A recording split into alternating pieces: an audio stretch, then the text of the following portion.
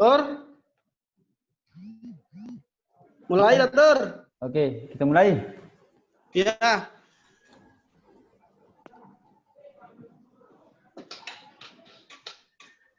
Assalamualaikum warahmatullahi wabarakatuh. Waalaikumsalam warahmatullahi wabarakatuh. Alhamdulillahirabbil alamin. Wa bihi nasta'inu ala umurid dunya waddin wa ala alihi wa sahbihi ajma'in amma ba'du.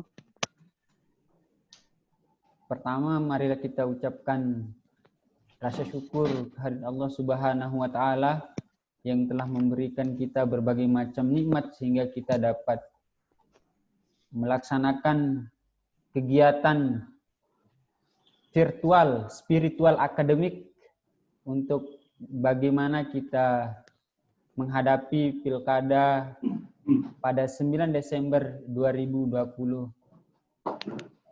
Dan kemudian yang kedua, sholawat mahasalam tak lupa kita haturkan kepada baginda Nabi besar Muhammad sallallahu alaihi wasallam yang juga kita yakini bahwa beliau merupakan suri toladan yang dapat memberikan semacam petunjuk dan cara kita untuk bagaimana berdemokrasi dan bagaimana eksistensi seorang pemimpin dalam menata kehidupan umat baik secara beragama maupun berbangsa dan bernegara. Dan yang perlu diketahui bahwa pada kegiatan sore hari ini kita betul-betul beradaptasi dengan kemajuan teknologi. Juga ini kita akan menghadapi pilkada pada 9 Desember 2020 nanti.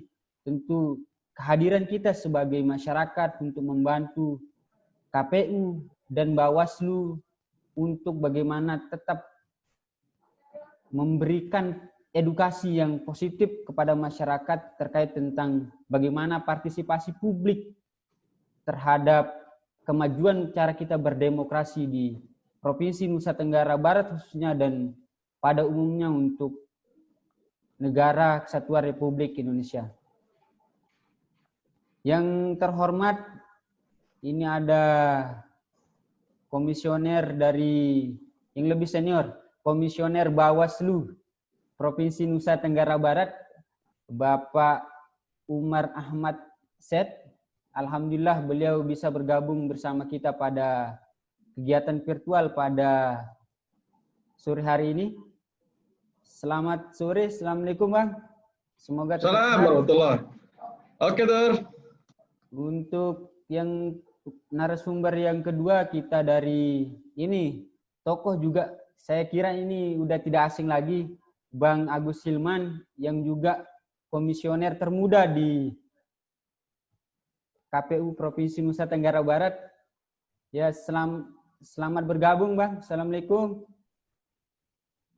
Masih ya, waalaikumsalam warahmatullahi wabarakatuh. Ya, terima kasih atas waktunya Bang untuk berdiskusi bersama kami di komunitas partisipasi publik Nusa Tenggara Barat.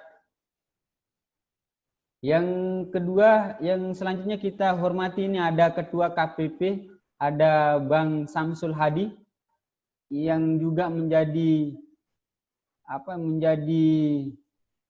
inisiator dari kegiatan ini.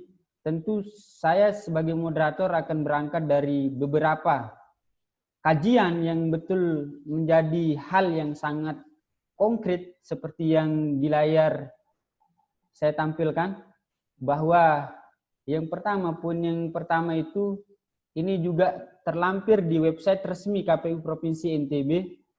Ini juga tentang partisipasi pemilih pada pemilu 2019 lalu, di mana tingkat partisipasi pada pemilihan presiden dan wakil presiden di wilayah Provinsi Nusa Tenggara Barat ini menembus angka 82,9%. Sehingga kemarin kita juga sama-sama ketahui bahwa Ketua KPU Provinsi Nusa Tenggara Barat juga mendapatkan penghargaan atas beberapa peningkatan yang cukup signifikan di Provinsi Nusa Tenggara Barat terkait tentang partisipasi publik. Dan yang selanjutnya ini nanti juga ada pembicara dari Bawaslu Provinsi Nusa Tenggara Barat. Ini juga nanti kita bicara soal pilkada serentak, tentu tidak terlepas dari adanya partisipasi dan kemudian adanya titik kerawanan. Nah, tanpa adanya titik kerawanan, tentu partisipasi itu juga akan terhambat. Artinya ketika kerawanan semakin besar, maka data untuk menghubungkan tingkat partisipasi publik juga akan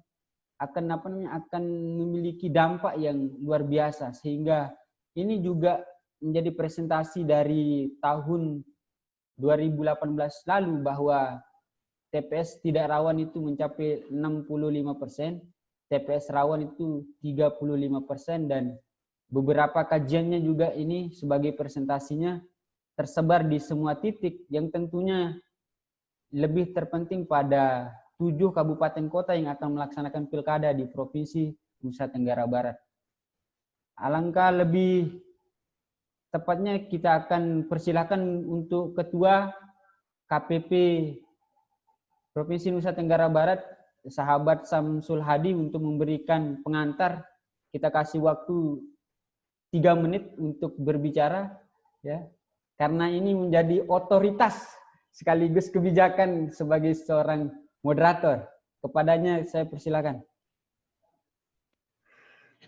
Terima kasih sahabat Patur JR dan sahabat-sahabat senior yang lain, baik dari KPU maupun juga dari Bawaslu.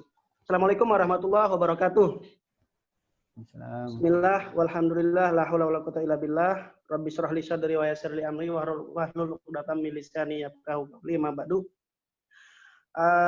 Dalam pengantar singkat ini, karena hanya 3 menit, jadi pertama ingin kami sampaikan bahwa dalam acara ini yang menjadi spirit pertama yang melandasi bahwa beberapa hari lalu kami dari internal KPP mencoba berdiskusi, mencoba mencatat, membaca data-data yang sudah disampaikan oleh moderator tadi. Kemudian kami coba menulis tentang data-data partisipasi publik, khususnya tentang di Pilkada 2015 lalu, kemudian juga Pilkada serentak 2018 lalu. Nah, ini akan menjadi acuan dalam Pilkada pelaksanaan ini. Itu dalam data yang kita ketahui bersama, angka partisipasi tidak mencapai target dari KPU. Nah, itu dalam situasi normal. Lalu bagaimana dengan situasi normal? Upaya yang harus dilakukan oleh KPU dan juga Bawaslu selaku penyelenggara, khususnya KPU mungkin yang punya tanggung jawab dalam hal melakukan upaya-upaya strategis, khususnya di tengah pandemi COVID-19. Itu yang pertama. Kemudian yang kedua, dari sisi dari sisi pengawasan misalnya, ini juga penting untuk melibatkan banyak komponen, ya. Termasuk kita ketahui bersama Bawaslu sendiri itu belum lama ini sudah mengadakan sekolah kader pengawas partisipatif SKKPP, ya, juga secara daring. Nah, itu dari KPP sendiri juga perlu kita menanyakan lah, itu mau diapakan kader-kader yang sudah sekolah itu, mau diperankan di mana, mau ditaruh di mana dalam perhelatan Pilkada serentak 2018. Itu yang kedua. Kemudian yang ketiga, sebagai terakhir ini Tor, ya, sebagai terakhir, dalam analisa kami bahwa rendahnya partisipasi publik yang menggunakan hak pilih dalam pilkada khususnya, itu setidaknya ada 3 hal landasan yang mungkin, ya, yang mungkin dirasakan oleh masyarakat. Yang pertama, karena masyarakat merasa jenuh memilih dari tahun ke tahun semua jenis pemilihan, namun tidak merasakan dampak secara langsung oleh masyarakat. Itu pertama. Yang kedua, kebijakan pemerintah belum menyasar ke tingkat yang paling bawah secara merata, yang baik dari sektor pembinaan ekonomi keluarga masyarakat, kemudian juga sektor-sektor ekonomi lain yang menumbuhkan sumber penghasilan masyarakat di tengah bawah. Selama ini paling kalangan menengah aja yang banyak menikmati dari siklus ekonomian dari sisi kebijakan pemerintah. Kemudian yang ketiga, ini yang ketiga di bagian terakhir itu ya, yang ketiganya, yaitu tentang kadang-kadang tim sukses juga menjanjikan sesuatu yang di luar batas kemampuannya. Kemudian atau sebaliknya masyarakat juga meminta, sehingga masyarakat calon pilkada juga takut kadang-kadang ketemu dengan konstituen. Nah, ini juga berdampak pada semangat atau partisipasi publik. Masyarakat nggak mau, mana yang selama kita banyak dengar kalau di kampung-kampung misalnya ya, saya malas memilih kalau nggak dapat apa-apa hari ini dan lain sebagainya. Nah, itu juga menjadi kegelisahan dari KPP itu sendiri, untuk penting dilakukan dialog bersama seperti ini, karena juga saat ini tidak boleh banyak kumpul-kumpul, tapi harus melalui daring-daring. Mungkin itu pengantar, dan terima kasih dari kami. Terima kasih juga khususnya kami ucapkan banyak terima kasih kepada Bapak-Bapak narasumber, ada Pak Umar Ahmad Syed, kemudian juga ada Pak Agus Hilman, dan juga sahabat-sahabat lain. Terima kasih. Wallahul muwaffiq ila aqwamit thoriq. Wassalamualaikum warahmatullahi wabarakatuh. Waalaikumsalam warahmatullahi wabarakatuh. Ya, terima kasih saya ucapkan kepada Ketua KPP Provinsi Nusa Tenggara Barat. Ini karena memang tadi dibatasi waktunya, jadinya yang terakhir aja ini Ketua KPP ini. Tapi yang terpenting ada substansi yang dapat kita tangkap tadi, bahwa dari beberapa ini menjadi hasil dan kemudian data lapangan yang juga melekat di masyarakat, ya, terkait tentang bagaimana kejenuhan dan kemudian dampak yang belum dirasakan, sehingga berakibat pada jenuhnya masyarakat untuk mengikuti atau berpartisipasi dalam setiap pilkada. Saya kira ini juga akan disampaikan dan dijelaskan oleh Bang Agus Hilman selaku pelaksana terkait tentang bagaimana pelaksanaan pilkada pada 9 Desember 2020 nanti. Dan kami persilakan Bang Agus Hilman untuk menjelaskan beberapa hal yang berkaitan. Kami persilakan, Bang. Ya, terima kasih banyak Mas Fatur Rahman. Jelas ya suaranya ya? Ya, jelas Bang, jelas. Assalamualaikum warahmatullahi wabarakatuh. Waalaikumsalam. Alhamdulillahirabbil alamin. Allahumma sholli sholatan kamilatan wa sallim salaman taman ala sayyidina Muhammad. Yang saya hormati para senior, ada Pak Umar Ahmad Syed, beliau senior dalam segala hal, telah penyelenggaraan semuanya. Terus ada kayaknya senior juga, senior saya ini ada Kak Suziana Eli MSI sepertinya. Apa namanya ya, saya nggak tahu beliau bergabung dari Jogja atau dari Mataram, nggak tahu. Ada Kak Suziana Eli. Terus terima kasih Pak Samsul Hadi sebagai Ketua KPP Komunitas Partisipasi Publik. Tentu ini kami sebagai penyelenggara pasti akan sangat mengapresiasi semacam ini dalam rangka untuk sebagai bentuk manifestasi kegelisahan dari teman-teman sekalian tentunya terkait dengan masalah partisipasi pemilihan di tengah pandemi ini. Terkait dengan masalah partisipasi memang ini seringkali menjadi tolak ukur lah, menjadi tolak ukur dari keberhasilan penyelenggaraan pemilihan. Sekalipun sebenarnya menurut saya memang itu tidak mesti menjadi tolak ukur utama. Nah, saya ingin memulai dari ini sudah ditampilkan. Saya ingin memulai dari apa yang dikatakan Barack Obama sebenarnya. Jadi pada akhirnya inilah tujuan pemilihan umum. Apakah kita berpartisipasi dalam politik sinisme atau harapan? sebagai setback ke belakang di pemilu 2019 misalkan, kita melihat bagaimana partisipasi pertautan antara sinisme dengan harapan. Dan bahkan kita tahu polarisasi yang demikian besar, yang kemudian kita tidak bisa menafikan, atau mungkin kami juga mungkin tidak berani untuk menjustifikasi apakah yang datang ke TPS atas dasar sinisme atau apa, tapi itu kita berharap bahwa masyarakat pemilih yang datang ke TPS itu berpartisipasi dalam melakukan pemilihan itu adalah representasi dari harapan terhadap besarnya mimpi terhadap pemimpinnya yang bisa mewujudkan cita-cita dan gagasan-gagasan yang cemerlang untuk membangun bangsa ini. Nah, di dalam konteks pemilihan ini, tentu kita berharap bahwa partisipasi ini menjadi representasi dari mimpi dan harapan masyarakat terhadap pemimpinnya, yang kemudian diwujudkan masuk ke TPS dan sebagainya.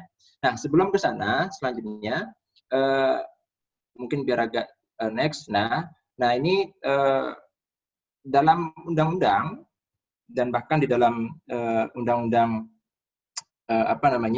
ini sebenarnya saya kutip pemilihan ini dari Undang-Undang 10. Jadi turunan dari mencoba menerjemahkan dari Undang-Undang 45. Jadi pemilihan adalah pelaksana kedaulatan rakyat di wilayah provinsi, kabupaten, kota untuk memilih gubernur dan wakil gubernur, bupati, wakil bupati, wali kota dan wakil wali kota secara langsung dan demokratis. Jadi yang titik poinnya adalah pemilihan ini adalah merupakan pelaksana kedaulatan rakyat. Jadi sebenarnya pemilihan ini adalah salah satu bentuk dari mencoba untuk menerjemahkan bagaimana kemudian kedaulatan rakyat itu terrepresentasi di dalam pemilihan ini. Jadi itulah pada dasarnya, maka berangkat dari postulat pemikiran ini yang dibangun dalam undang-undang, partisipasi itu menjadi penting karena dia menjadi representasi dari pelaksanaan kedaulatan rakyat pemilihan ini atau pilkada ini kita sebut. Kalau bahasa populernya kita sebut pilkada, tapi dalam bahasa undang-undang disebut sebagai pemilihan. Nah, terus selanjutnya yang perlu kita ketahui bahwa di dalam proses partisipasi, next selanjutnya, di dalam proses partisipasi tentu tidak bisa menjadi tanggung jawab satu elemen saja. Jadi dia menjadi elemen yang komponen yang cukup besar. Misalkan tingginya tingkat partisipasi kita di NTB kemarin ketika pemilu 2019 sekitar 82% ke atas, baik untuk di Pileg ataupun di Pilpres, itu tidak lepas bukan hanya karena penyelenggara, tidak, tapi karena juga peserta, karena pemilih, dan ada juga karena kelompok CSO, civil society organization seperti KPP, media dan sebagainya. Jadi prestasi 82% itu juga tidak semata hanya karena penyelenggara. Kami penyelenggara hanya melaksanakan teknis saja, tapi faktor peserta juga ada, faktor pemilih juga besar, dan peran media sosial, peran media dan kelompok civil society juga sangat besar dalam meningkatkan partisipasi itu. Sehingga 82% itu adalah kerja bersama. Jadi itu yang ditangkap. Nah, terus selanjutnya yang perlu kita ketahui bahwa dalam proses partisipasi di dalam baik pemilihan ataupun pemilu tidak hanya partisipasi di dalam TPS. Jadi saya coba menerjemahkan partisipasi itu ada dua, yakni partisipasi masyarakat dan partisipasi pemilih. Kalau partisipasi masyarakat itu adalah partisipasi dari masyarakat untuk mendukung kelancaran penyelenggaraan pemilihan. Ini saya terjemahkan dari undang-undang, kalau yang ini yang pertama. Terus yang kedua, partisipasi masyarakat itu adalah keterlibatan perorangan dan atau kelompok dalam penyelenggaraan pemilu. Nah, misalkan seperti KPP misalkan bisa menjadi berpartisipasi dalam mendukung kelancaran penyelenggaraan ini. Nah, terus kemudian partisipasi pemilih yang kedua, yakni keterlibatan pemilih di dalam menggunakan hak pilihnya. Nah, yang kedua inilah yang datang ke TPS itu. Saya coba menerjemahkan seperti itu. Nah, terus selanjutnya, bagaimana bentuk dari partisipasi masyarakat? Bentuk dari partisipasi masyarakat, next, itu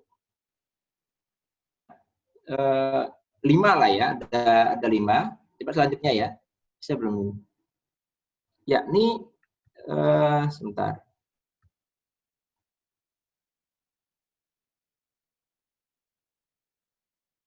Oke, yakni partisipasi masyarakat. Halo, bisa dengar ya? Apa gangguan sinyal? Bisa Bang, bisa. Lanjut Bang.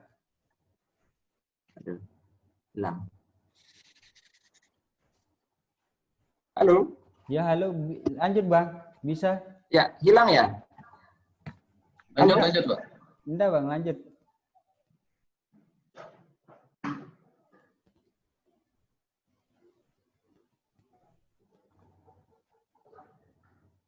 Halo, bisa dilanjutkan Bang?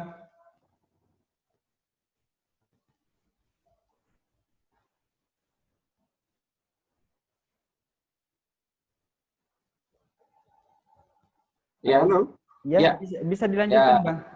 Oke, tadi saya hilang jaringan saya pakai, jadinya ada problem. Nah, Iya. jadi bentuk partisipasi masyarakat itu ada 5 menurut saya ya.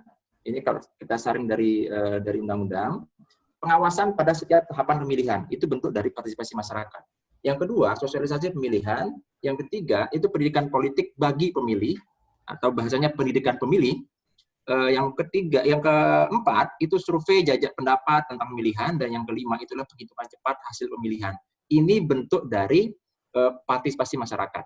Nah, bentuk pengawasan mungkin nanti Pak Umar Syed, Koksis di Bawaslu misalkan tadi sudah disebutkan ada sekolah misalkan sekolah kader sebagainya yang coba dibangun oleh Bawaslu, itu bagian dari bentuk partisipasi masyarakat dalam aspek pengawasan di setiap tahapan yang hampir dilakukan dalam seluruh tahapan.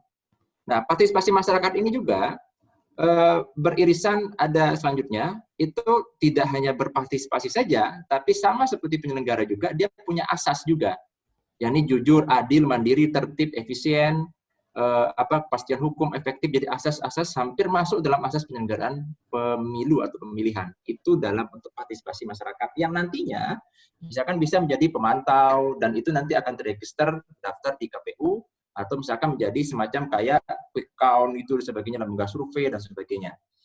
Nah, terus selanjutnya itu dalam aspek di partisipasi atau asasnya. Nah, di aspek sosialisasi dan pendidikan ini bagian dari bagian dari partisipasi, membangun membangun dari aspek partisipasi ya.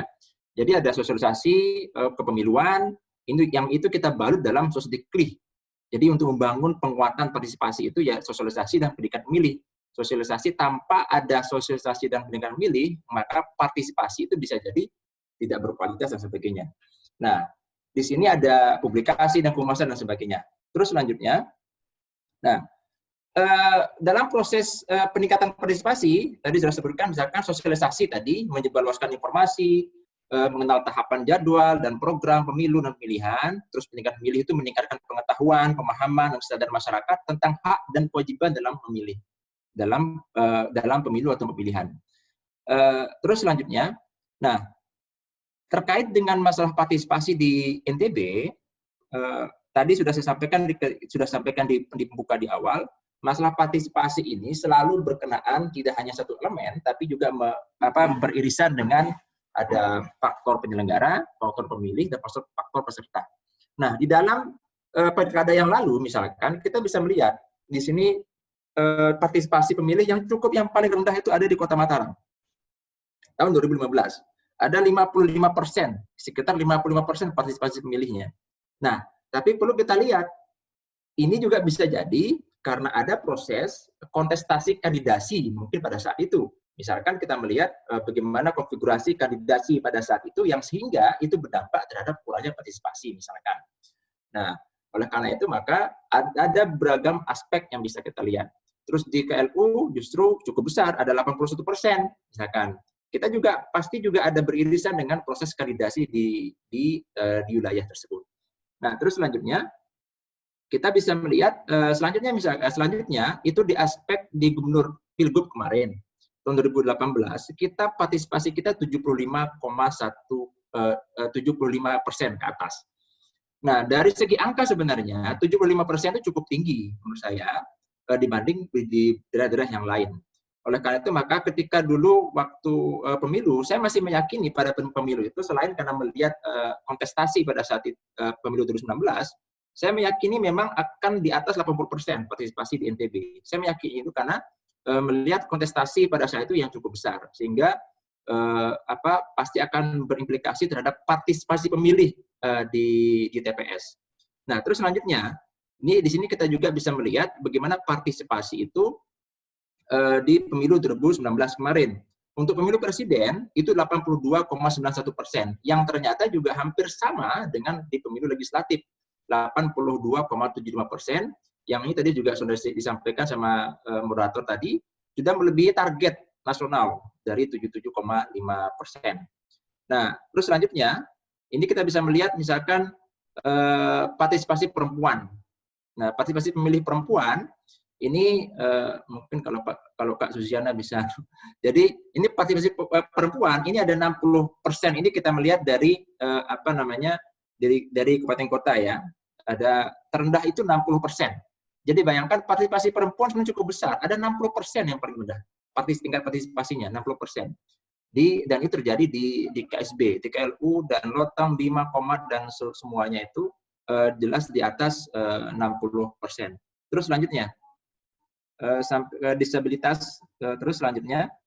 Nah, ini disabilitas kita sebenarnya karena di dalam form C1 juga di dalam form juga ada data partisipasi pemilih disabilitas, sehingga kita bisa mampu membaca tingkat partisipasinya, jenis kelamin dan disabilitas. Mungkin kalau seandainya elemen juga bisa ditambah usia dan sebagainya, mungkin kita akan bisa membaca kecenderungan pemilih berapa partisipasi, misalkan tingkat usia dan sebagainya. Terus selanjutnya, nah terkait partisipasi ini, selanjutnya terkait partisipasi itu pada aspek tadi pemilihan yang motivasi ya. Nah tapi kita bisa melihat sebenarnya aspek partisipasi juga tidak bisa kita abaikan dengan kualitas pemilihan. Dalam aspek kemarin memang ini menjadi evaluasi kita di penyelenggara bahwa mungkin sosialisasi bagaimana memilih yang baik dan benar itu ada banyak variabelnya ya. Saya belum tahu juga, kita masih belum bisa melihat apakah memang sosialisasi kita yang cukup lemah atau seperti apa.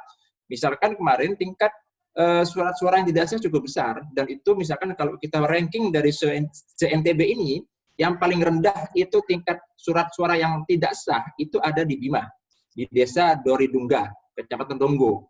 Tapi yang tertinggi ini menarik, justru yang tertinggi itu adalah yang tidak sah itu ada di Lombok Barat, di desa Sekotong Barat, Kecamatan Sekotong.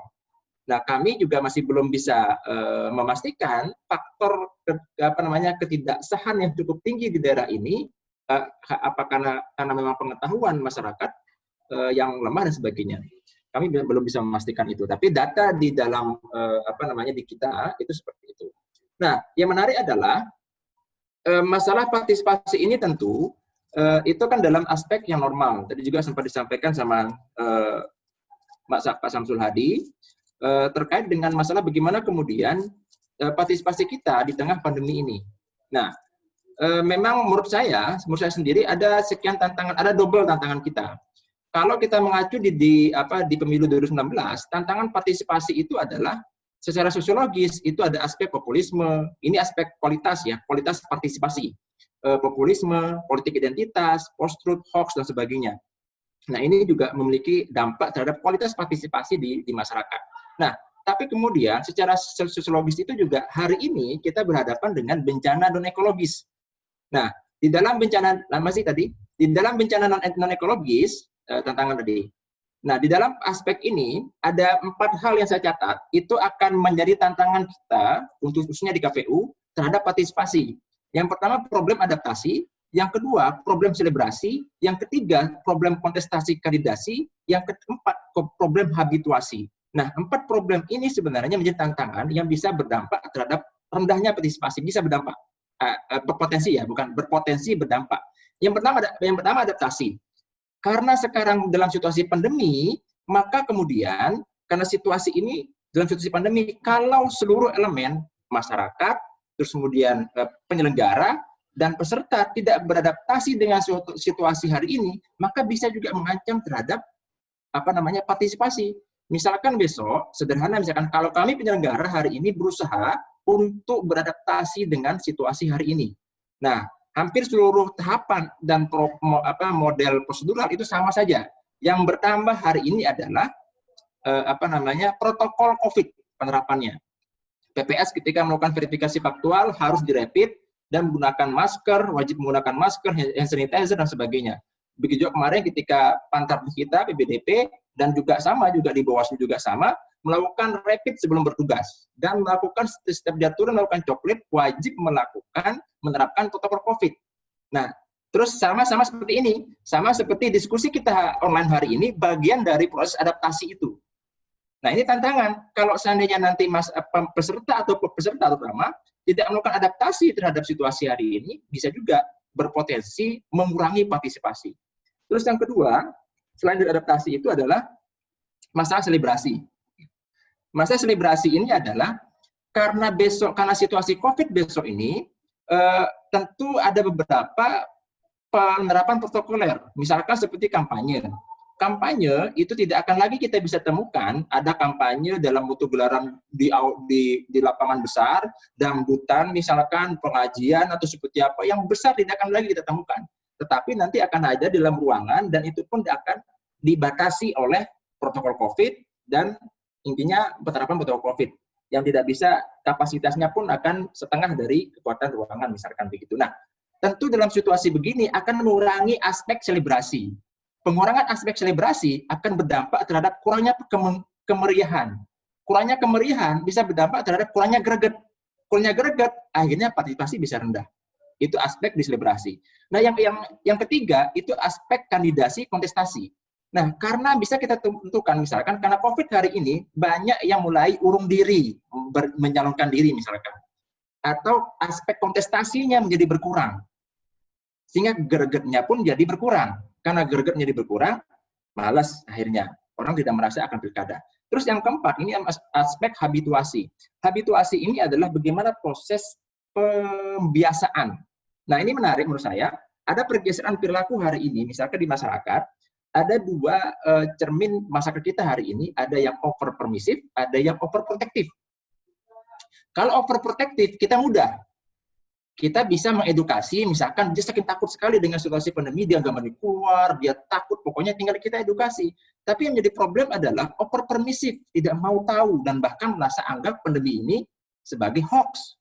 Problemnya apa? Tantangannya adalah, nanti ketika 9 Desember, bisa kita lihat, bulan Juli hari ini, saya barusan dari Bima, misalkan, bisa kita melihat masyarakat di pinggir-pinggir, di jalanan, nggak ada yang memakai masker. Kita yang pakai masker merasa terasing. Nah, bisa bayangkan misalkan besok, ini baru Juli ya, Juli, Agustus, September, Oktober, November, masih 4 bulan lagi. Agustus, September, Oktober, November, masih 4 bulan lagi. Pada 9 Desember nanti, pada masa TPS, kita menerapkan protokoler. Pemilih wajib menggunakan masker. Wajib menggunakan misalkan sarung tangan sekali pakai, sekalipun disediakan. Nah, apa yang terjadi kalau tingginya permisivitas ini? Bisa jadi masyarakat, malas ke TPS, gunakan masker, ribet banget sih milih. Nah, begitu. Akhirnya mereka enggan ke TPS. Nah, ini tantangan kita sekarang. Nah, oleh karena itu, maka catatan saya adalah proses habituasi ini menjadi tantangan menurut kita. Sebenarnya sisi lain, ada keuntungan sisi positif dari penyelenggaraan pemilihan di tengah pandemi ini adalah ada proses edukasi. Hari ini sebenarnya, kita PBDP, PPL, PBDK, itu juga sebenarnya turun mengedukasi masyarakat, turun pakai menggunakan masker, sebenarnya begitu. Jadi itu juga bagian dari sosialisasi agar masyarakat itu penguatan literasi pandemi. Jadi tugasnya KPU hari ini sampai ke bawah, jajaran Bawaslu juga sampai di negara hari ini, selain sukseskan pemilu, tapi juga penguatan literasi pandemi. Nah, itu tugasnya. Nah, oleh karena itu maka ini empat tantangan ini, 4 hal, adaptasi, selebrasi, kontestasi, kandidasi, dan habituasi, ini menjadi potensi tantangan dalam partisipasi itu. Oleh karena itu maka memang tidak ada lain bagi kita besok ini adalah seluruh elemen memang harus bersinergi dan kita akan memanfaatkan alat-alat apa yang ada, teknologi dan sebagainya. Oleh karena itu maka ini catatan-catatan tantangan itu yang coba kita terjemahkan. Ya sekarang misalkan kita mulai konsolidasi, sosialisasi melalui daring seperti ini, penguatan melalui YouTube dan sebagainya, dan perlu kita lihat misalkan perubahan pola perilaku yang hari ini seperti ada survei di BPS misalkan sekarang sudah lebih banyak ke online dan sebagainya. Menurut saya mungkin bisa jadi besok itu bahasanya keramaian itu tidak lagi di dunia fisik, tapi di dunia di aspek di maya, YouTube, di medsos dan sebagainya. Itu yang bisa saya sampaikan. Namun satu hal yang paling penting di dalam proses pemilihan itu adalah seperti yang dikatakan oleh Robert Kennedy, pemilu mengingatkan kita tidak hanya tentang hak, tetapi tanggung jawab kewarganegaraan dalam demokrasi. Jadi kita tidak hanya hak kita untuk memilih, tapi tanggung jawab kita sebagai warga negara dalam mensukseskan demokrasi di semua aspek ini kehidupan kita. Mungkin itu yang bisa saya sampaikan sebagai pembuka kita untuk diskusi kita pada hari ini, pada sore hari ini. Demikian, terima kasih Pak Moderator. Billahi taufiq wal hidayah, wallahul muwaffiq ila aqwamit thoriq. Wassalamualaikum warahmatullahi wabarakatuh. Waalaikumsalam warahmatullahi wabarakatuh. Terima kasih saya ucapkan kepada Bang Agus Hilman selaku Komisioner KPU Provinsi Nusa Tenggara Barat yang juga menyampaikan beberapa item-item penting yang terkait tentang bagaimana partisipasi masyarakat Provinsi Nusa Tenggara Barat dalam menyambut pemilu kada di 9 Desember 2020 nanti. Untuk hal-hal penting itu mungkin kita lebih terfokus tadi menjadi substansi penting bahwa pemilu kada di 2020 tidak hanya tentang pemilihan atau menciptakan atau melahirkan pemimpin, tetapi juga memberikan edukasi literasi di tengah pandemi COVID-19. Terima kasih saya ucapkan kepada Bang Agus Hilman. Dan selanjutnya tadi memang bicara soal bagaimana tingkat partisipasi, dan sekarang ini menjadi antitesa dari bagaimana tingkat partisipasi itu sudah mencapai 82% dan kemudian perempuan tadi dijelaskan ada 60%. Ini bisa jadi ini Bunda Suziana Eli Trianti ini bisa masuk ini jadi calon di pilkada saat ini kalau perempuan nih. Ya, kepada Bang Umar Ahmad Set sekaligus Komisioner Bawaslu Provinsi Nusa Tenggara Barat, waktu dan tempat kami persilakan.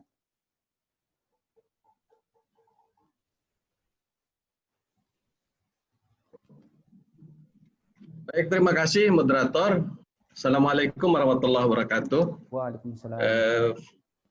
Sahabat sekalian, ada Bung Hilman yang saya hormati, Mbak Eli, ya ada Samsul dan semua sahabat yang ada di webinar sore ini. Pertama-tama saya ingin sampaikan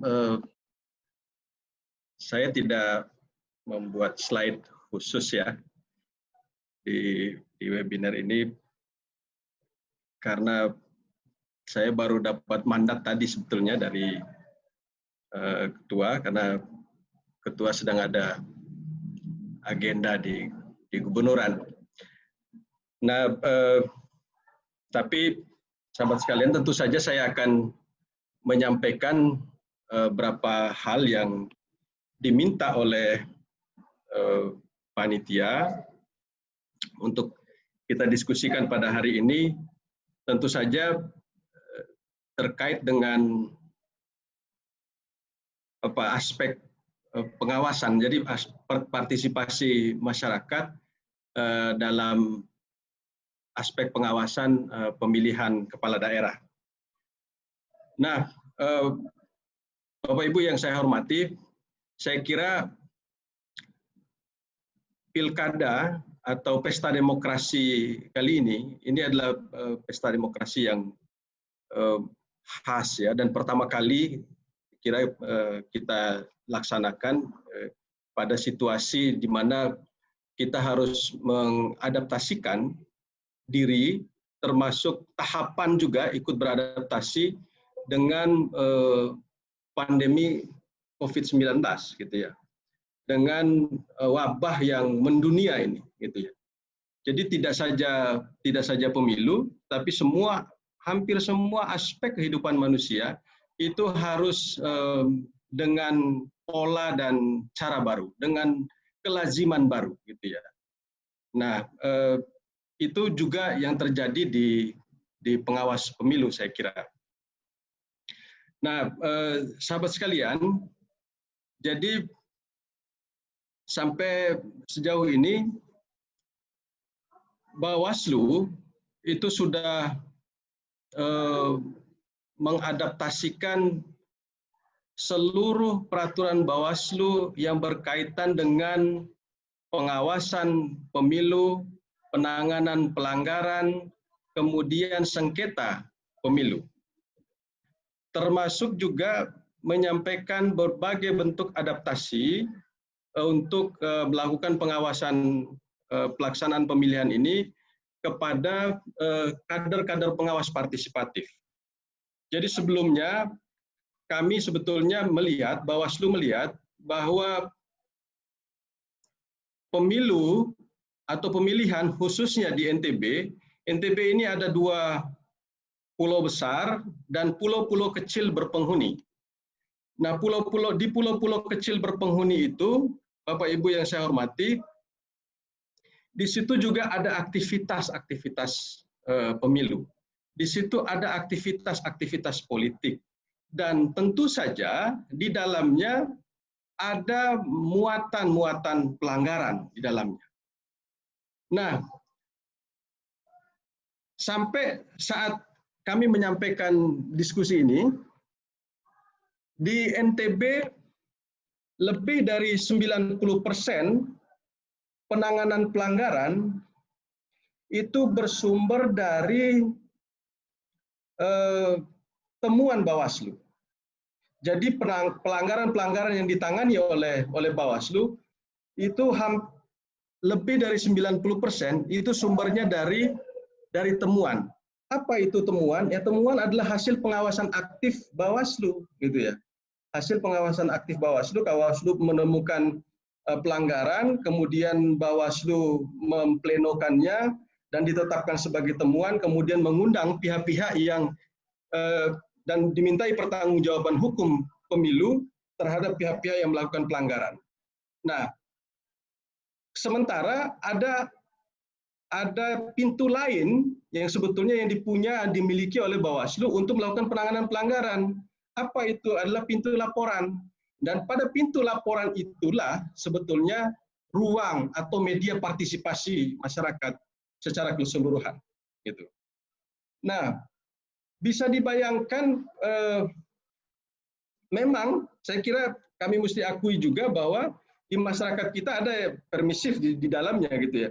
Ketika yang melakukan pelanggaran masih ada ikatan kekerabatan dengan dia, maka enggan dia akan melapor ke Bawaslu, gitu ya. Ada berbagai ikatan-ikatan di dalamnya yang membuat dia enggan melapor ke Bawaslu. Padahal tadi seperti yang disampaikan oleh Bung Hilman, bahwa pemilihan ini, itu adalah dia harus fair adanya, gitu ya. Harus mengkompetisikan pengetahuan, ide, dan serta integritas orang. Integritas peserta yang harus dikontestasikan. Nah, tetapi pada setiap pelanggaran-pelanggaran itu hanya atau 90% yang ditangani oleh Bawaslu adalah hasil dari yang ditemukan oleh Bawaslu. Nah, kami melihat memang ada beberapa kelemahan di dalamnya, gitu. Termasuk salah satunya adalah kelemahan di perundang-undangan. Kalau kata Undang-Undang 10 itu, yang boleh menjadi pelapor misalnya atau kita hendak adanya partisipasi masyarakat, gitu ya. Tetapi Undang-Undang 10 membatasi hanya orang pada kelompok tertentu yang boleh menjadi pelapor, gitu ya. Pelapor pelanggaran, misalnya satu, dia harus warga negara Indonesia dan punya hak pilih di situ, gitu ya. Ya, kalau misalnya pelanggaran itu ditemukan oleh orang Lombok Barat terhadap pilkada Kota Mataram, maka orang itu tidak dapat menjadi pelapor, gitu. Karena dia harus berwarga Kota Mataram untuk boleh menjadi pelapor pada saat pilkada ini. Problemnya itu ada di mana ya? Problem undang-undang. Jadi kita mau berharap banyak untuk partisipasi pada konteks itu memang agak sulit, gitu ya. Kemudian dia harus 17 tahun, gitu ya. Punya hak pilih di situ. Dan apabila pelanggaran, misalnya katakanlah money politik, mudah-mudahan tidak terjadi. Money politik itu terjadi di daerah-daerah yang tidak berpilkada misalnya. Orang sangat enak saya kira membicarakan pelanggaran-pelanggaran di Senggigi misalnya. Lombok Barat tidak ada pilkada gitu ya. Lombok Barat tidak ada pilkada, membicarakan soal money politik misalnya, money politik untuk Kota Mataram atau mungkin pilkada Kabupaten Bima di Senggigi. Saya kira tidak terjangkau, tidak banyak orang yang bisa melihat itu gitu ya. Nah, kalau itu terjadi mengharapkan hanya temuan saja gitu ya, temuan saja pintu masuk untuk penanganan pelanggaran, jumlah kita sangat terbatas dari aspek itu. Gitu ya. Oleh karenanya memang partisipasi itu dibutuhkan. Nah, kami berharap sebetulnya tadi misalnya kader pengawas partisipatif itu sudah dibentuk gitu ya. Meskipun secara formal dia tidak diberi tugas khusus seperti Bawaslu untuk melakukan pengawasan gitu ya. Tetapi sebetulnya kita berharap dia bisa melaporkan segala kejadian-kejadian ya langsung ke Bawaslu gitu ya, sehingga bahwa meskipun dia bukan warga Mataram, dia bukan warga Lombok Tengah, dia bukan warga KLU, KSB, Sumbawa, Dompu dan Bima di mana tempat terjadinya pilkada, bukan warga setempat gitu ya, tapi dia bisa menyampaikan laporan itu ke Bawaslu dan Bawaslu bisa menjadikan itu sebagai temuan. Nah, sejauh ini itu tidak terjadi gitu ya. Nah, sehingga bagi kita problemnya ada di mana gitu ya, problemnya ada di mana. Ya saya kira ya mungkin ada pada ya kita semua soal kepedulian dan seterusnya. Nah, melalui ini saya kira sahabat-sahabat KPP tentu saja bisa menjadi media kan, menjadi media untuk kemudian gitu ya, untuk kemudian perpanjangan tangan, termasuk juga kader pengawas pemilu yang sudah dilatih oleh Bawaslu itu bisa menjadi perpanjangan tangan. Setidak-tidaknya menyampaikan seluruh dinamika, gitu ya, seluruh dinamika termasuk pelanggaran-pelanggaran yang terjadi di lapangan, gitu ya, kepada Bawaslu. Nah, beberapa saat ini misalnya verifikasi faktual dukungan calon perseorangan misalnya.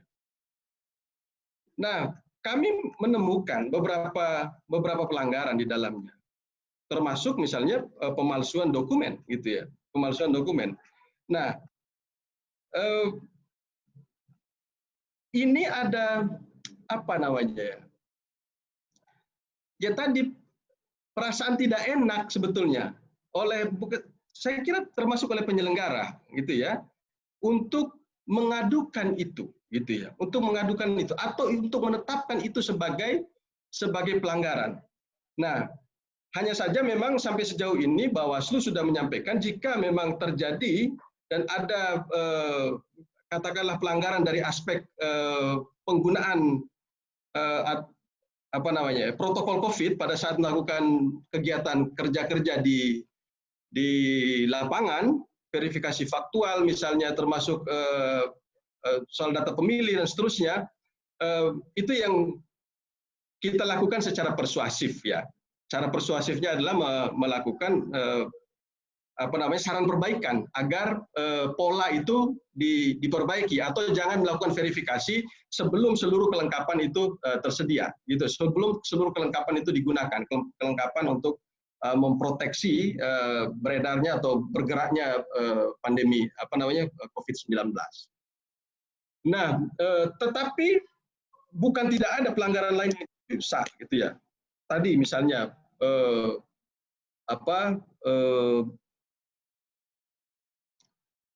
pemalsuan dokumen gitu ya. Kemudian dukungan yang sebetulnya orangnya sudah meninggal gitu ya, orangnya sudah meninggal, atau double dukungan, atau dukungan itu yang diberikan oleh ASN, orang yang memang dilarang oleh peraturan perundang-undangan memberikan dukungan. Nah, setelah dikonfirmasi orang itu tidak mendukung gitu ya, yang bersangkutan tidak mendukung, tetapi juga tidak ada laporan untuk supaya soal dukungan itu dimintai pertanggungjawaban kepada calon yang mengambil KTP orang. Dan saya kira masih banyak lagi soal aspek pengawasan, penanganan pelanggaran, dan sengketa yang akan kita temukan nanti pada saat pemilu ini. Nah, saya kira itu, dan sekali lagi bagian akhir ingin saya sampaikan, Bawaslu terus melakukan pengawasan terhadap seluruh tahapan pemilihan. Dan dalam melakukan pengawasan itu, Bawaslu secara formal jumlahnya tidak cukup banyak saya kira, dan terakhir nanti akan ada pembentukan misalnya pengawas di tingkat TPS. Ya silakan sahabat semua yang bisa mau terlibat untuk menjadi pengawas itu bisa mengambil bagian dalam melakukan pengawasan pemilu karena pemilihan pilkada terutama di 7 kabupaten kota ini. Saya kira itu, Bung Fatur. Terima kasih. Wassalamualaikum warahmatullahi wabarakatuh. Waalaikumsalam warahmatullahi wabarakatuh. Terima kasih kami ucapkan kepada Bang Umar Ahmad Syed selaku Komisioner Bawaslu Provinsi Nusa Tenggara Barat, yang juga beliau ini aktif berdiskusi dengan milenial terkait tentang bagaimana peningkatan pengawasan di pilkada pada tahun 2020 nanti. Yang selanjutnya mungkin ada beberapa catatan penting tadi dari dua narasumber, dan itu juga akan memantik beberapa pertanyaan dari sahabat-sahabat peserta, terutama dari sahabat-sahabat kader dari komunitas partisipasi publik yang betul-betul gentol bicara soal bagaimana partisipasi masyarakat terhadap pilkada di 9 Desember 2020 mendatang. Tentu juga menjadi catatan tersendiri tadi yang disampaikan oleh Bang Umar Ahmad Syed terkait tentang bagaimana edukasi pengawasan juga harus dilakukan secara terus dan kontinu, dan juga terkait tentang bagaimana soal budaya-budaya dalam proses pelaporan dalam ketika ada kasus pelanggaran. Ini juga menjadi kritik terkait tentang bagaimana peran dari Bawaslu yang menindak bahwa ada unsur kekeluargaan yang disampaikan tadi sehingga takut untuk melapor. Ini juga menjadi kebingungan kita bersama. Mungkin dari teman-teman peserta kita batasi untuk bertanya ini karena nanti akan lebih banyak mengalur terkait tentang bagaimana partisipasi publik kita pada pilkada, khususnya di tingkat partisipasi yang sangat tinggi itu dari Kabupaten Lombok Utara. Ini ada perwakilan dari adik Ikatan Pelajar Nahdlatul Ulama Lombok Utara. Mungkin ada yang ingin ditanyakan. Ini langsung ke substansinya dia. Ya. Untuk bisa ditekan mute-nya. Ditekan mute-nya di tombol. Nah, udah, silakan. Sudah? Ya, silakan. Assalamualaikum warahmatullahi wabarakatuh. Waalaikumsalam warahmatullahi wabarakatuh. Terima kasih untuk para senior yang sudah melakukan ini. Bisa dulu ini memberikan kita penjelasan yang sifatnya konkret sehingga kita paham apa yang terjadi di lapangan. Jadi seperti beberapa narasumber tadi sampaikan itu memang yang terjadi di lapangan saat ini.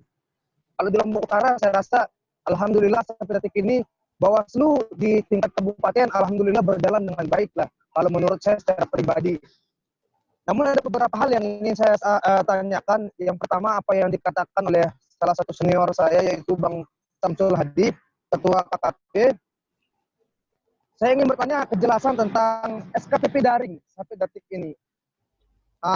Sering saya sampaikan di beberapa waktu lalu ketika kita Zoom meeting dengan Bawaslu, staf Bawaslu dan lain sebagainya maupun dengan komisioner Bawaslu, saya selalu menyampaikan output daripada SKPP ini apa sebenarnya.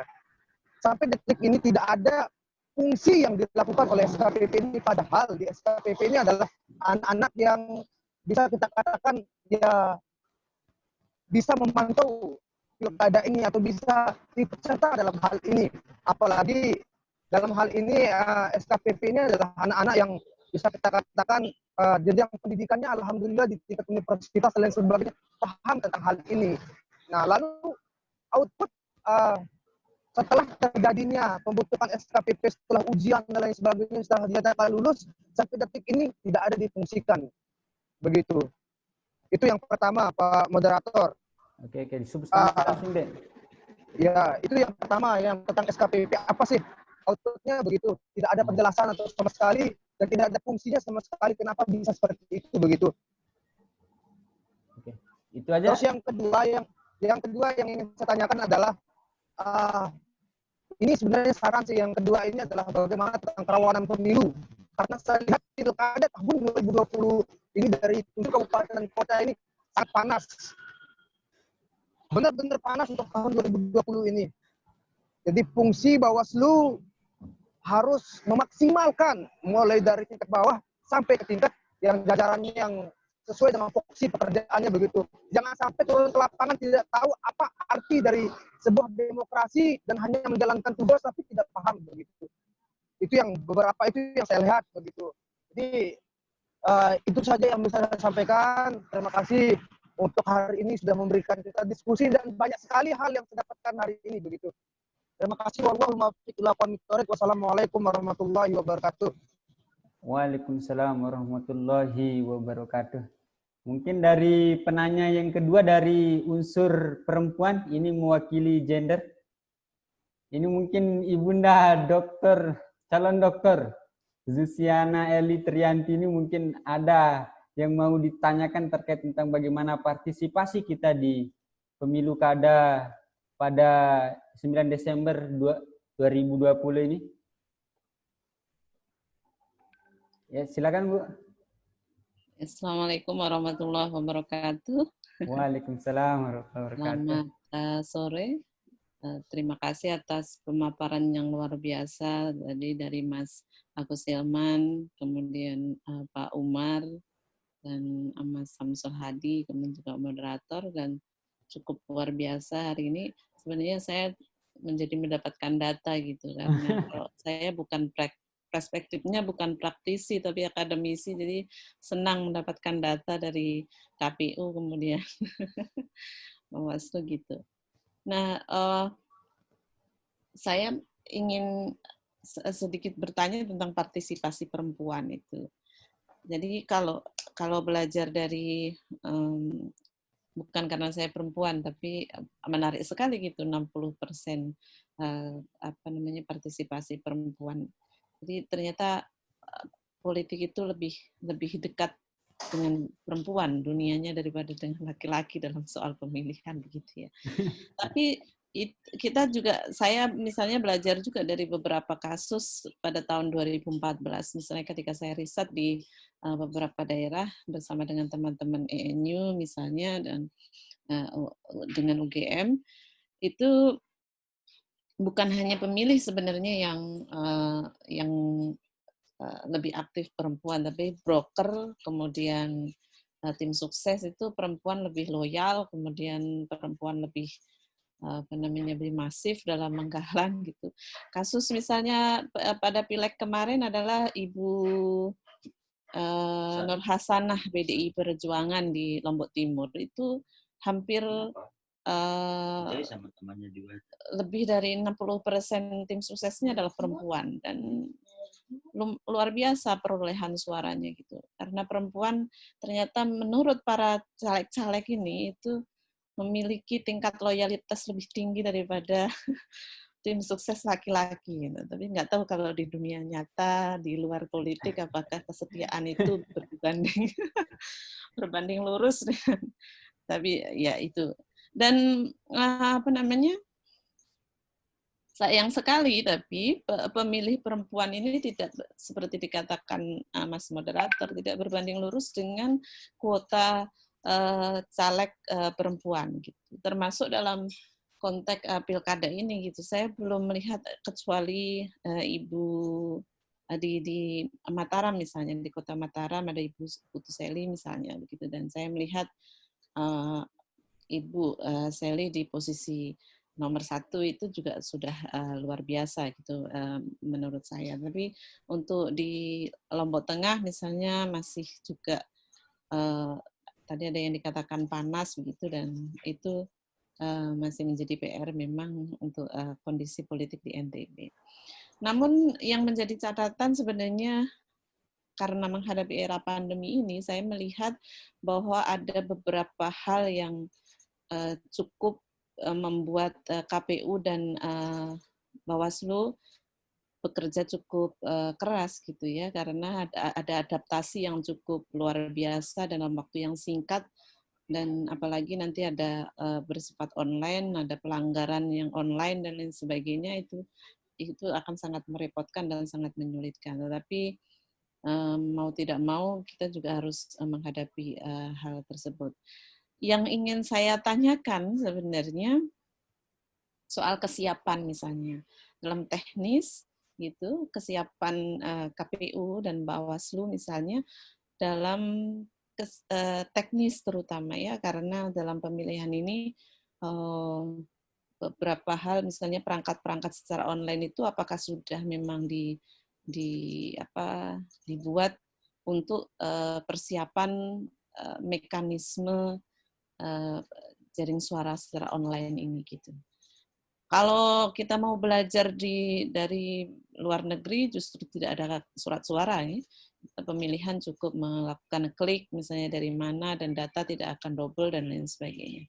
Tapi kalau di Indonesia saya yakin jika menggunakan sistem online misalnya dengan tinggal klik, maka satu orang bisa melakukan 10 kali klik, 30 kali klik dengan identitas yang berbeda, yang meninggal masih akan muncul dan lain sebagainya. Itu pekerjaan yang cukup luar biasa gitu. Itu saja, terima kasih waktunya. Semoga menjadi forum yang cukup berkah untuk kita semua. Amin. Assalamualaikum warahmatullahi wabarakatuh. Waalaikumsalam warahmatullahi wabarakatuh. Terima kasih kami ucapkan kepada Ibunda calon doktor Zusiana Eli Triantini yang juga bicara terkait tentang bagaimana partisipasi perempuan, dan juga tadi sekaligus menjadi pertanyaan untuk dari unsur KPU Bang Agus Hilman, dan kemudian yang dari unsur Bawaslu untuk Bang Umar Ahmad Syed terkait tentang bagaimana kesiapan secara teknis KPU dan Bawaslu dalam melaksanakan pilkada di 9 Desember 2020. Tapi sebelumnya tadi ada yang terakhir ini, saya kira terakhir, pertanyaan terakhir ini mungkin dari ada Abdul Hadi sekaligus menjadi alumni SKPP. Apakah ada pertanyaan dari Abdul Hadi atau sejalan dengan pertanyaan dari penanya pertama tadi? Oke. Baik, kita lanjut saja karena tidak terhubung. Kita akan mulai dari pertanyaan pertama tadi. Ini sekaligus saya kira ini menjadi keresahan.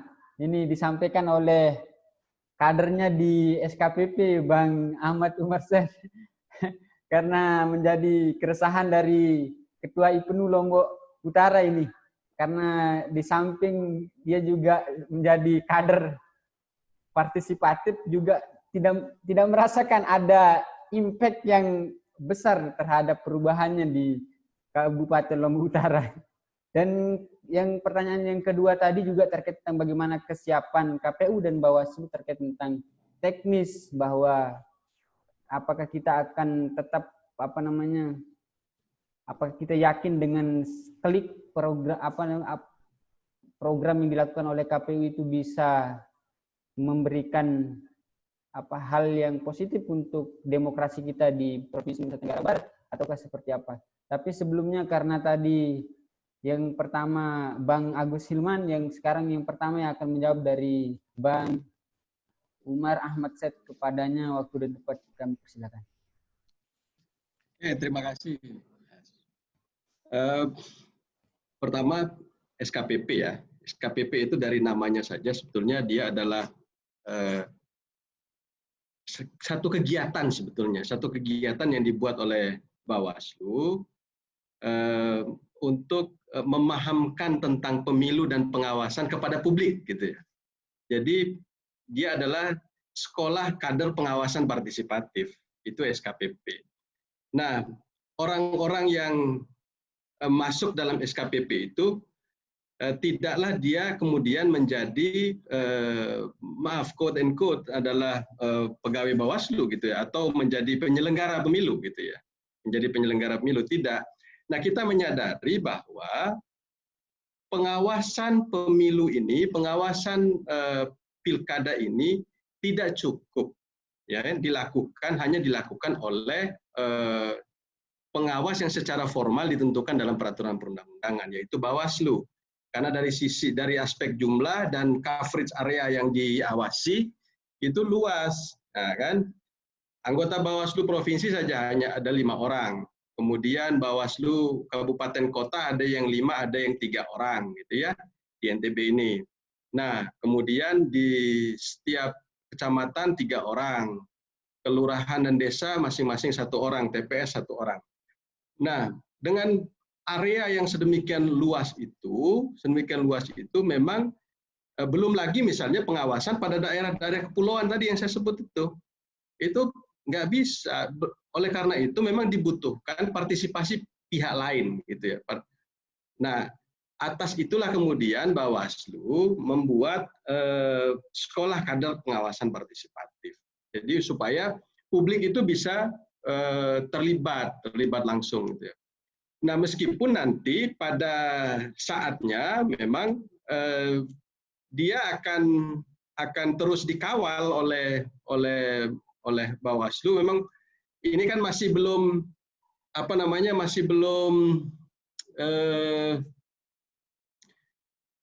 sebetulnya pengawasan itu masih pada aspek formal itu yang terlihat sekarang ini. Karena misalnya verifikasi faktual dukungan calon perseorangan itu kan menguji KTP itu, apakah benar si pemilik KTP ini mendukung gitu ya, mendukung. Jadi pengawas itu langsung mendatangi atau mendampingi PPS yang sedang melakukan verifikasi faktual dukungan. Nah, tetapi kalau ada misalnya pada saat yang bersamaan gitu ya, pada saat yang bersamaan ada yang curi start kampanye misalnya, curi start kampanye yang tidak terjangkau oleh pengawasan, ya tentu saja kader ini bisa menyampaikan. Nah, fungsinya memang sekali lagi ya seperti masyarakat pada umumnya, dia menyampaikan kepada Bawaslu. Hanya saja lebihnya saya kira dia lebih paham tentang dunia pengawasan karena memang sudah disampaikan ilmu-ilmu tentang pengawasan. Itu yang bisa saya sampaikan tentang SKPP ya. Nah, kemudian tadi misalnya Mbak Eli, sebetulnya kalau kita, apa yang dilakukan oleh Bawaslu misalnya untuk menyiapkan perangkat-perangkat terutama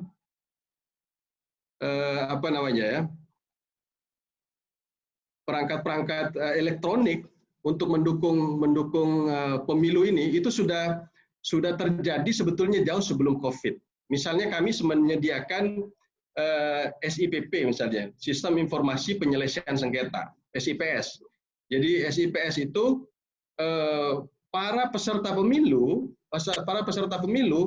itu tidak mesti dalam mengajukan sengketanya misalnya boleh melalui sistem informasi SIPS yang sudah kami sediakan gitu, Sistem Informasi Penyelesaian Sengketa. Nah, di situ dia bisa mengisi membuat permohonannya, membuat gugatannya sama seperti pada saat offline gitu ya. Dan dipastikan itu dilayani sama seperti ketika dia datang langsung menuju loket-loket yang disediakan di Bawaslu untuk melakukan sengketa gitu ya. Nah, hanya saja memang pada aspek lainnya yang lebih misalnya penanganan pelanggaran pidana memang agak sulit dia dilakukan secara online, secara daring, karena dibutuhkan satu misalnya saksi atau bukti-bukti yang memang harus diperoleh secara konkret gitu ya, barangnya harus ada gitu. Itu yang terutama pada aspek pembuktian gitu ya. Itu yang kemudian pada hal-hal tertentu untuk penanganan pelanggaran pidana itu masih dilakukan secara offline, atau perangkat-perangkat yang ada itu melakukan penanganan dengan cara mengundang pihak-pihak yang melakukan pelanggaran. Nah, misalnya, tapi perangkat-perangkat itu sudah tersedia gitu ya. Misalnya Sentra Gakumdu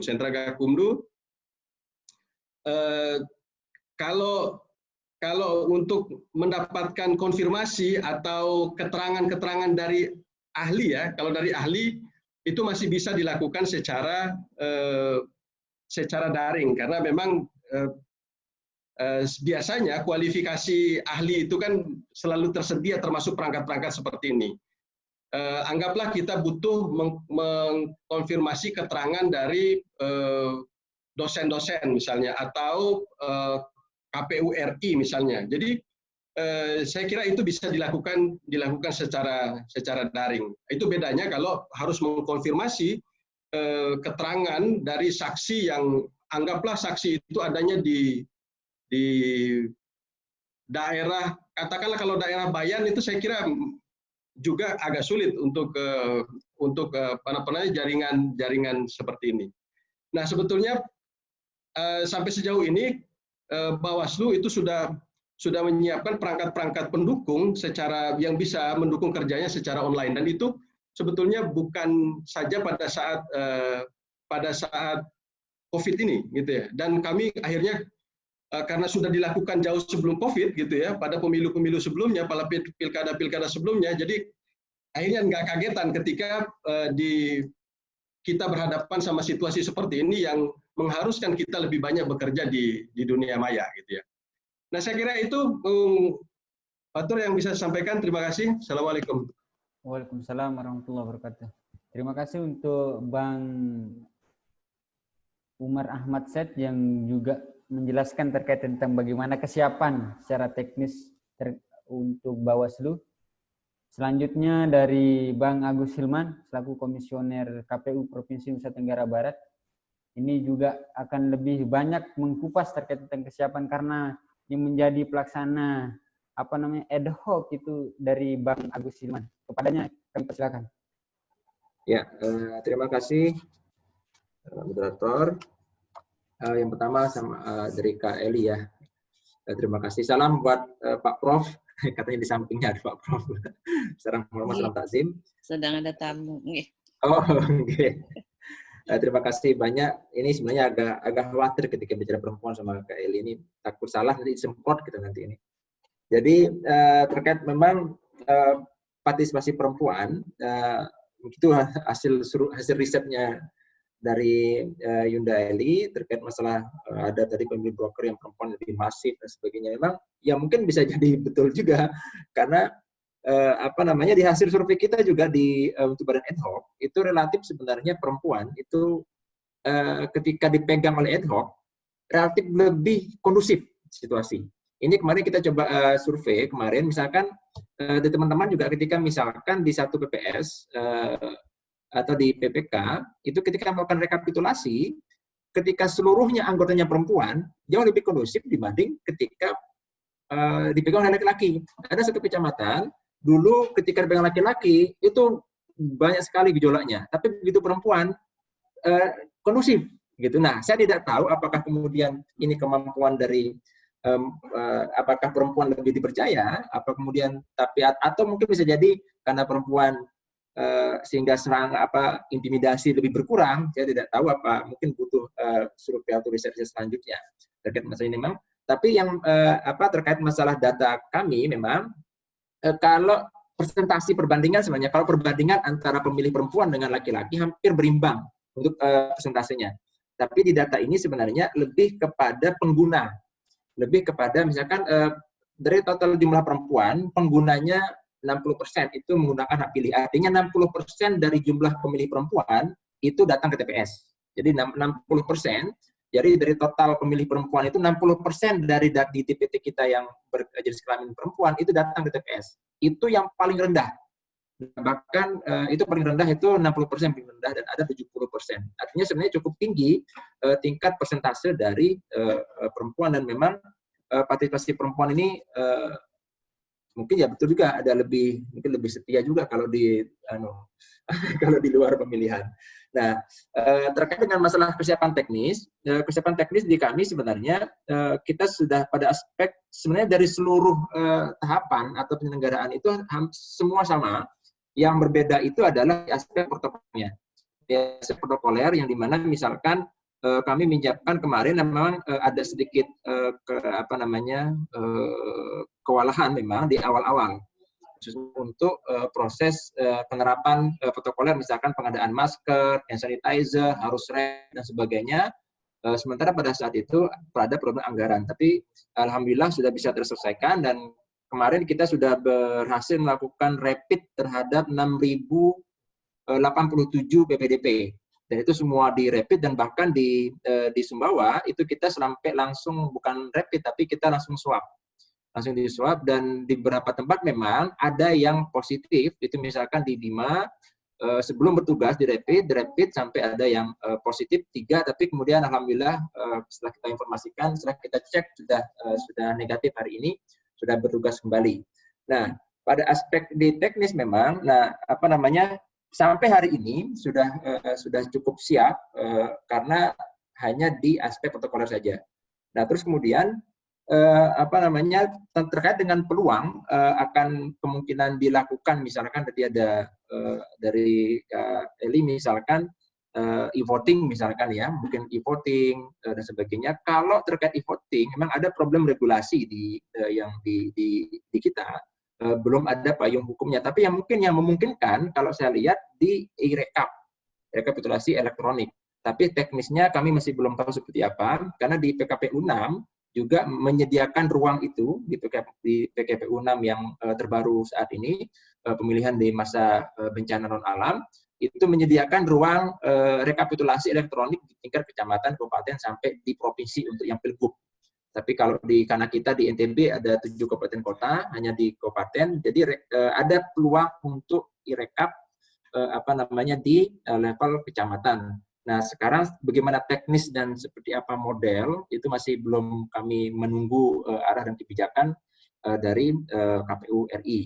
Itu terkait untuk masalah aspek kesiapan teknis, dan sampai hari ini alhamdulillah kita secara teknis berjalan lancar, sekalipun kemarin sempat agak sedikit kewalahan, tapi tahapan sekarang sudah berjalan, dan terakhir kemarin sudah ada melakukan rekapitulasi di 5 kabupaten kota terkait dengan calon perseorangan. Sudah kemarin ya, semalam sudah tuntas di 5 kabupaten kota, yakni di Kota Mataram, di Lombok Tengah, terus kemudian di Sumbawa, Dompu, dan Kabupaten Bima. Dan sekarang sudah mulai proses untuk coklit untuk sampai di tanggal 13 Agustus. Sampai hari ini sudah tetap relatif berjalan lancar untuk aspek di kesiapan untuk teknisnya. Tinggal mungkin nanti di hari pemungutan suara seperti apa modelnya, terutama memang akan sedikit berat kita di situasi yang hari ini, yang sebenarnya tadi itu bagaimana kita berhadapan dengan masyarakat yang kemungkinan bisa akan semakin apatis di masyarakat di proses ini. Nah, yang menarik terkait masalah pandemi, kalau kita kaitkan dengan partisipasi perempuan, hasil riset BPS itu menarik sebenarnya. Kalau saya lihat, kalau nggak salah di bulan Juli itu BPS melakukan riset sosial demografi terkait bagaimana respon di pandemi itu, dan tingkat ketaatan menggunakan masker, terus kemudian belanja online, itu perempuan. Ada tingkat, tapi bukan aspek di belanja online-nya, tapi aspek bagaimana peralihan dari yang offline menjadi online. Nah, ini kan kita bisa sebagai perilaku pemilih, yang ini sebenarnya bisa menjadi, untuk lagi-lagi kalau kita balik di tingkat partisipasi, ini bisa menjadi ruang bagi peserta pemilu. Bagi peserta nanti yang berkampanye, sekarang sudah mulai bermigrasi dari offline ke online yang cukup besar. Misalkan kayak model kita dari melalui Zoom, YouTube dan sebagainya. Jadi itu yang bisa saya sampaikan terkait dengan masalah kesiapan teknis dan khususnya di partisipasi perempuan. Begitu mungkin Mas Fatur. Ya. Terima kasih Bang Agus Hilman selaku Komisioner KPU Provinsi Nusa Tenggara Barat.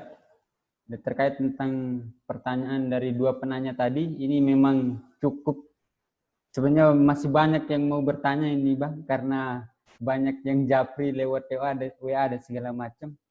Mungkin karena memang kita keterbatasan dan di waktu yang berbeda kita bisa sharing kembali terkait tentang bagaimana perkembangan dan kemudian bagaimana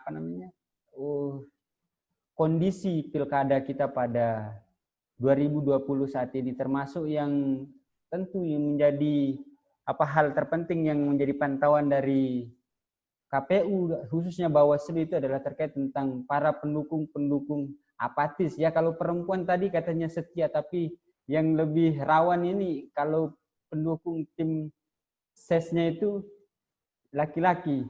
Ya ini menjadi antisipasi dan juga menjadi catatan penting kita pada diskusi pada sore hari ini. Mungkin ada closing statement sekitar 1 menit sekaligus menjadi catatan kita di Pilkada 2020.